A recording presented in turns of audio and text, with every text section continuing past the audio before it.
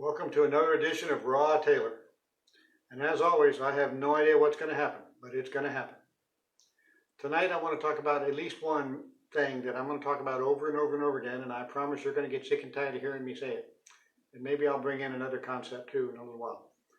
But what I want to talk about is corporations don't do things. A corporation is a piece of paper somewhere in a file drawer, a file cabinet. But corporations are composed of human beings. And it's the individual human beings, both individually and as groups, that do things, that make decisions. A piece of paper in a file drawer does not make a decision. It's the human, living, breathing human beings that make the decisions, and it's the living, breathing human beings that take the actions that have destroyed, to a large extent, and are continuing to destroy the one and only planet that we live on. And we have created a civilization that does not hold accountable individuals for what we do. And as long as that is true, there is probably very little, if any, hope for humankind to survive more than another 50 years, and I'm probably being very, very generous at that. It's human beings that decide, okay, that barrel of toxic fluid, you're going to dump that out back just in the woods. Go, do it. Some human being made that decision. The piece of paper in the filing cabinet did not decide to do that. The piece of paper in the filing cabinet did not open his mouth and tell his subordinate to go do something. The subordinate, the supervisor, actually is the warm-blooded human being that went out and told the low-level workers to go do it. It's the low-level workers that received that order and decided to obey it. And don't you dare tell me, well, I was just doing my job. Bull pucky.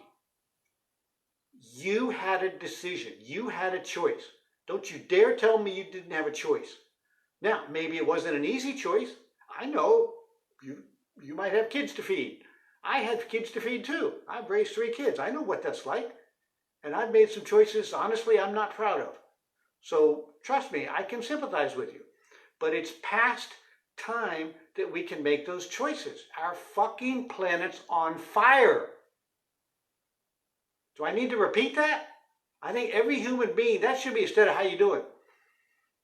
We should say to each other as a greeting, our fucking planet's on fire. Because it is. And again, you're going to get tired of hearing me say this over and over again too.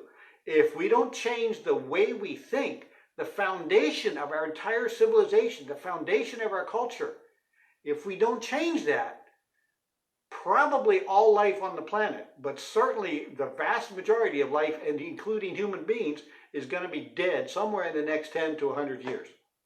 We are not going to survive. So what we have to do, and I'm going to probably put a couple chapters about this in the book I'm writing. I'm writing a book called Right Now, Steps We Must Take to Save What's Left of Our One and Only Planet. And we have to find a way to get back to individuals taking responsibility for what we do. We have absolutely gotten away from that. We blame companies, we blame the corporation, we blame the job, we blame our culture. Oh, I had to do it. Bullshit, you did not have to do it. You have a choice. And we have to start, one of the problems is, and I'm going to leave this part to people a whole lot smarter than me. One of the problems is our culture, our civilization, and especially capitalism, rewards behavior that is against our very own survival as a species. And so we need to find a way to change that. Why? Because our fucking planet's on fire. Let's start doing something about that.